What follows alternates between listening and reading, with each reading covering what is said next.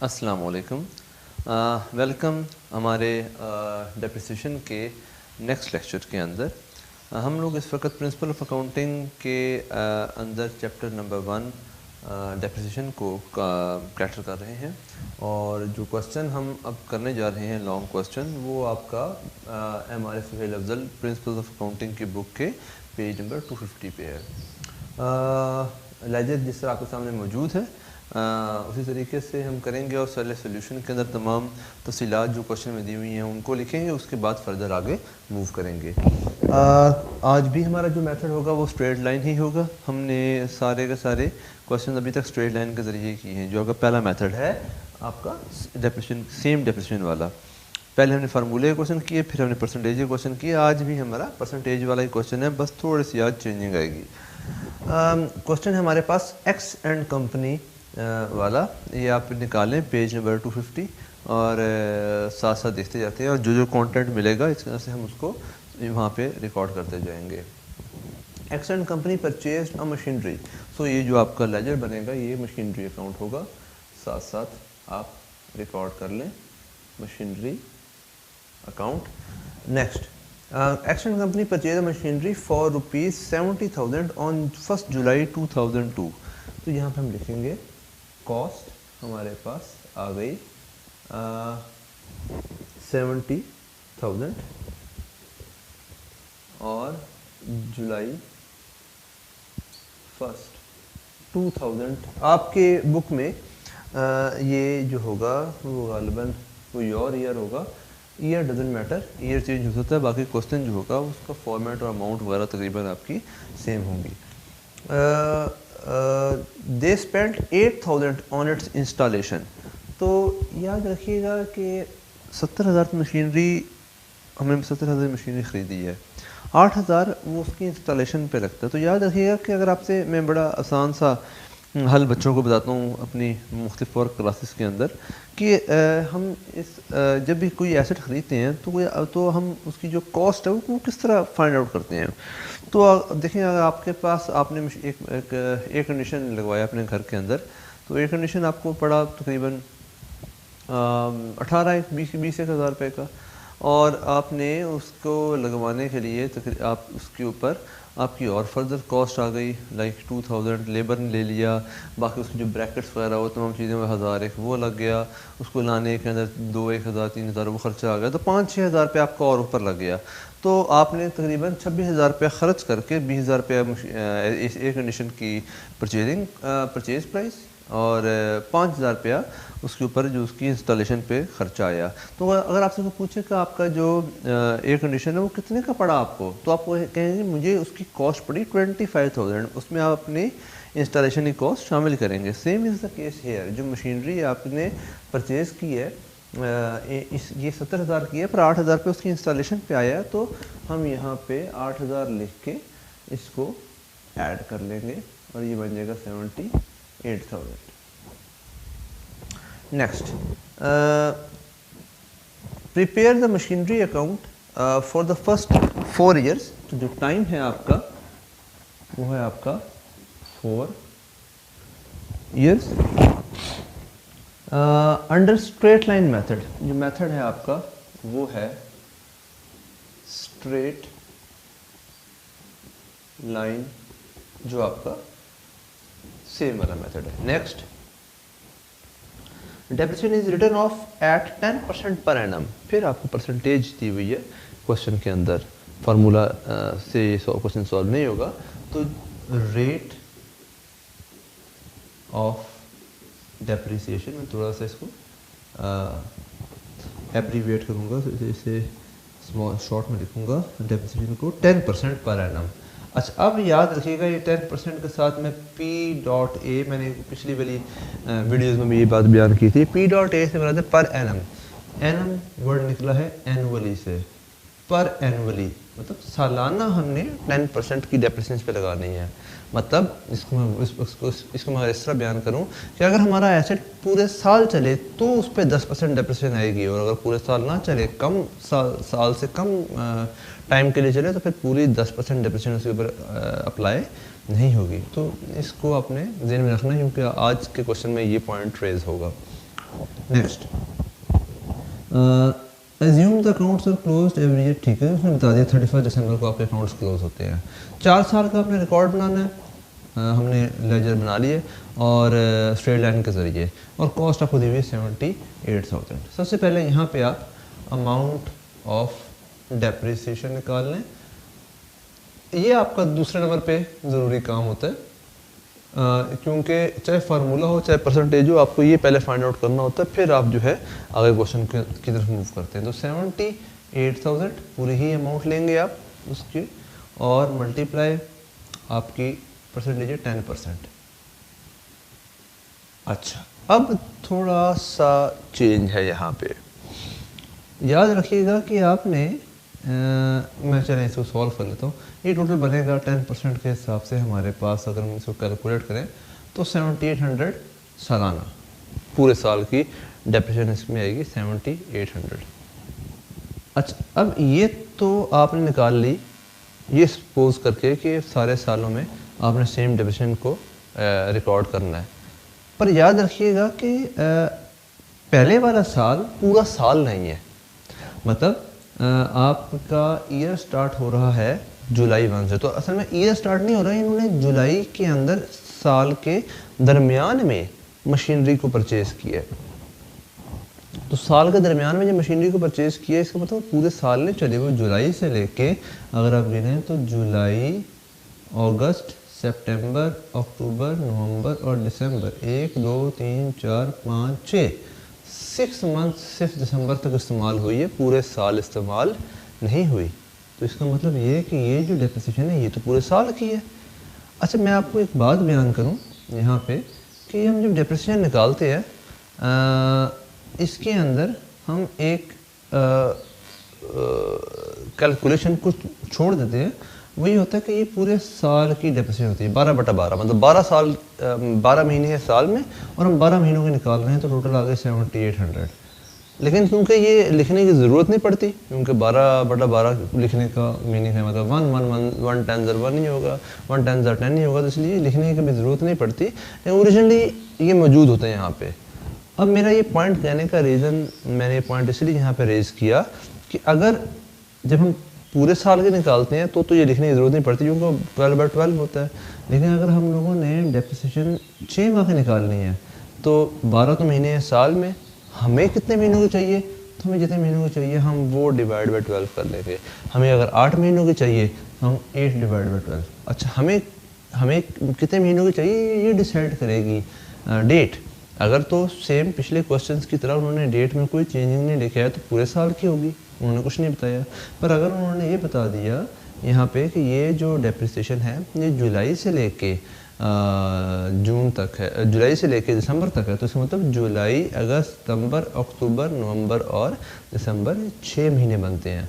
तो इसका मतलब अगर आपकी मशीनरी पहले वाले साल में सिर्फ 6 महीने चली है, तो इसका मतलब उस पर कमी भी 6 महीने की आई होगी। अगर हम उस पर 7800 जो पूरे साल की कमी है वो माइनस कर लेते हैं, तो इसका मतलब हमने क्वेश्चन या अपने डेप्रिसिएशन को गलत कैलकुलेट किया, हमने गलत या ज़्यादा अमाउंट उसमें से माइनस कर दिया।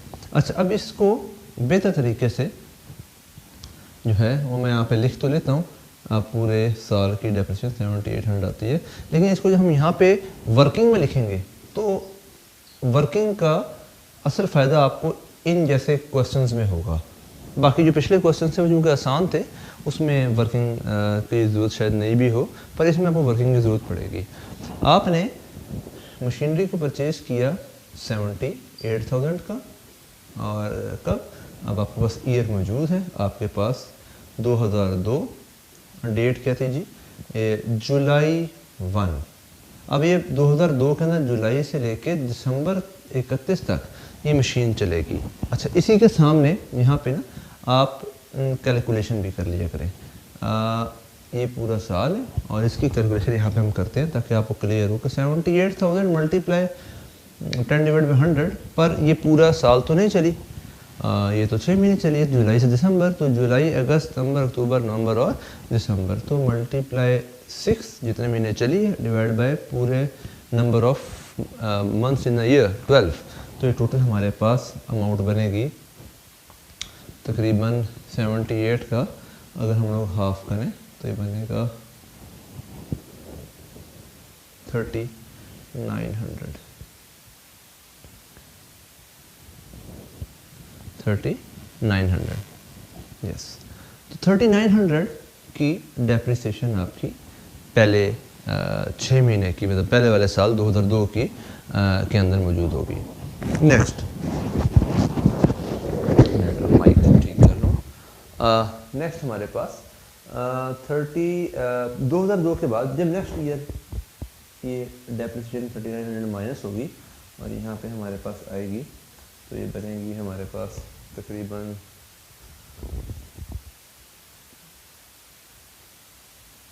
64100।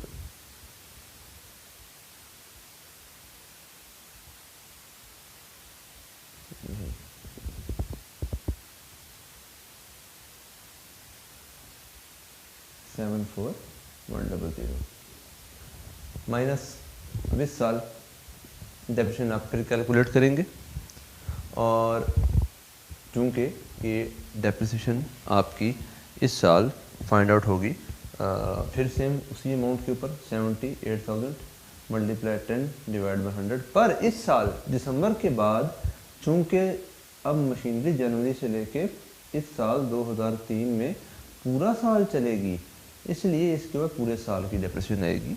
अब 6/12 नहीं लिखेंगे हम लोग, अब हम इसको टोटल 7800 ही इसमें से माइनस करेंगे।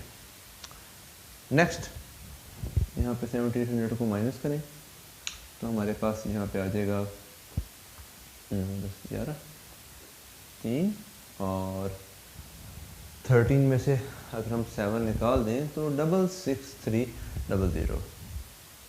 नेक्स्ट इस साल फिर 78,000 क्योंकि मेथड आपका सेम वाला है। अच्छा यहाँ पे कुछ थोड़ा सा स्टूडेंट्स कंफ्यूज ना हो, उनकी आसानी के लिए मैं बताता चलूँ कि आप ये कहेंगे कि सर आपने तो कहा था कि हर साल डेप्रिसिएशन सेम रहती है, तो यहाँ पे तो देखें सर पहले साल डेप्रिसिएशन 3900 माइनस कर रहे हैं और फिर 78 और फिर 78, सर ये सेम तो ना रही।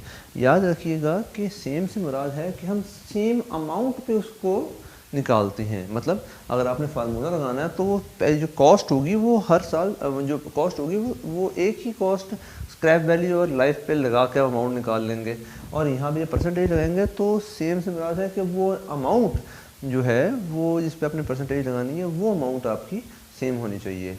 अब देखें अगर आप 78,000 पे 10% लगाते हैं और उसको इस्तेमाल आपने मशीनरी कम अरसे किया है, तो अगर आप पूरा साल इस पर डेप्रिसिएशन की अमाउंट लगा देते हैं 7800 लगाते हैं तो यहाँ पे आपकी मशीनरी की अंदर कमी की जो वैल्यू वो गलत कैलकुलेट हो जाएगी। तो इट इज़ नॉट पॉसिबल और इसमें जो चेंजिंग आ रहा है वो इसके मंथ्स की वजह से आ रहा है। डेप्रिसिएशन की रकम जो है वो एक ही अमाउंट पे कैलकुलेट की जा रही है। तो 78,000 मल्टीप्लाई 10 बाई 100 ये भी पूरा साल चलेगी तो 7800 आएगी। अब इसके बाद प्रोसेस सेम हो जाएगा आपका और ये डेप्रिसिएशन आगे चलती जाएगी। और इसमें ख़ास बात इस पूरे क्वेश्चन में थी भी यही, हमने इसको लेके जाना है 4 साल तक, तीसरा साल हमारा चल रहा है। -7800 निकाल लेंगे इसमें से और ये भी आपका जनवरी टू दिसंबर 31 2004 तक चला, आगे 2005 आ गया। ये आप जब भी अपने पास अलहदा से इसको रिकॉर्ड करते हैं तो आपके लिए आसानी हो जाती है, आपको लेजर में लिखने में दिक्कत नहीं होती है। इस साल फिर 7800 क्योंकि 78,000 पे जब आप कैलकुलेट करेंगे 10% तो वो 7800 आ जाएगी। अब आप देखें हमने अभी क्वेश्चन स्टार्ट नहीं किया प्रॉपरली, लेकिन हम क्वेश्चन को उसके एंड तक पहुँचा के उसका आंसर निकाल के फिर उसको रिकॉर्ड करेंगे मेन लेजर के अंदर। अच्छा इस साल माइनस करने पर इसकी अमाउंट हमारे पास 5 एंड ये बन जाएगी 15,58500 और लास्ट जब आप इसको एंड करेंगे 4th ईयर के इख्तिताम पे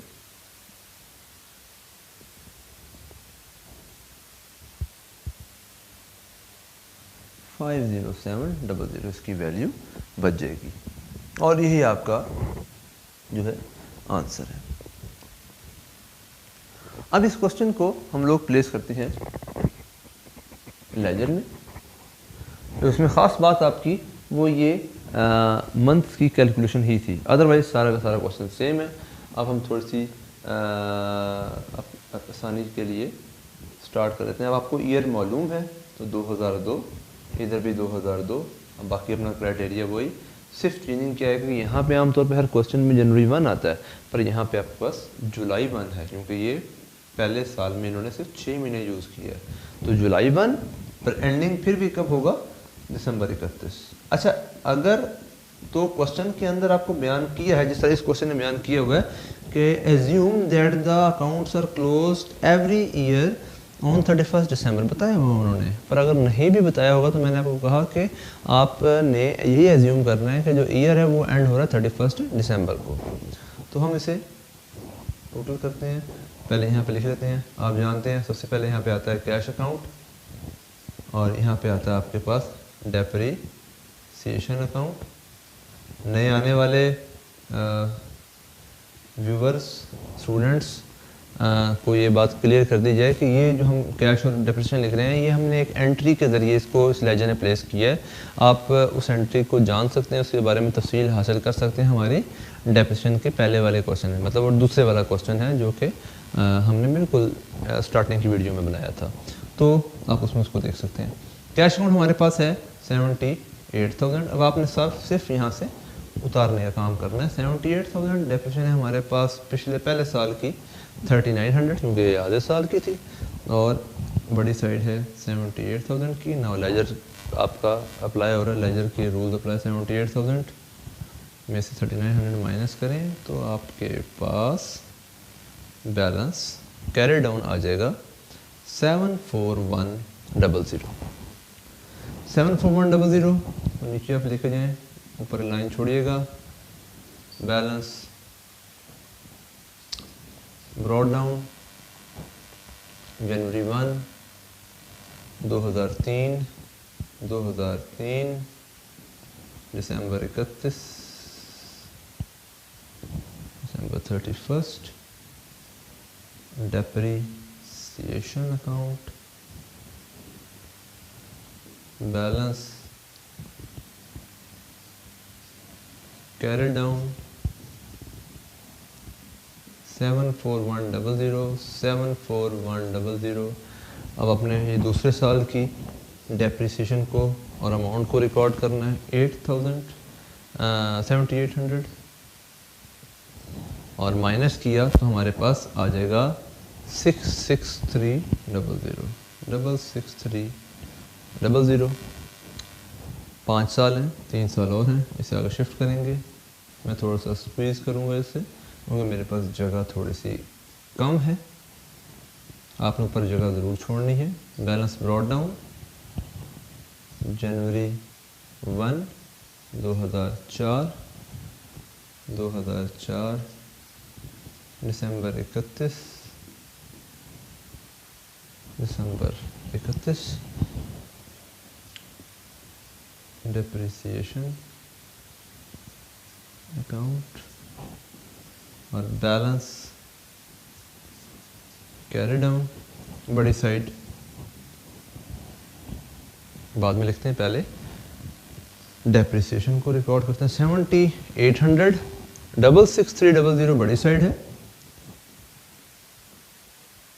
इसको दोनों साइड पे लिखेंगे, और इसमें से जब 7800 माइनस करेंगे, ये वाला ऑप्शन हमने यूज़ किए, तो 58500 यहाँ पे हमारे पास बैलेंस कैरी डाउन आएगा। Then the process continue. 58500 balance brought down January 1 2005,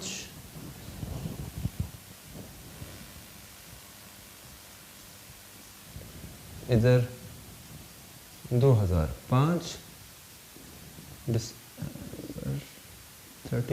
December 31st, and depreciation account or balance carry down फिर चूँकि सेम स्ट्रेट लाइन मेथड है तो इस साल फिर 7800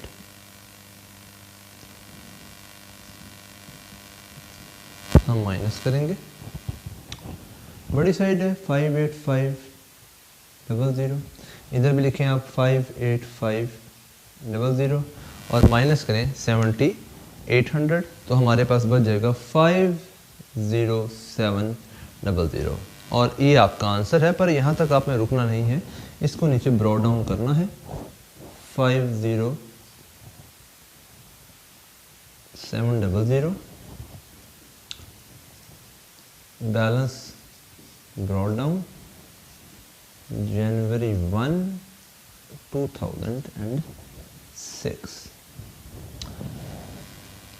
सो इस साइड पे क्रेडिट का साइन रह गया। आपने याद रखना है कि जब भी आप पेपर सॉल्व करने बैठे हैं तो तमाम तफसीलात और अपने फॉर्मेट को तफसील से प्रॉपरली देख लें कि कहीं भी किसी किस्म की कमी ना रह जाए, क्योंकि क्वेश्चन के अंदर फॉर्मेट के भी नंबर मौजूद होते हैं बोर्ड के।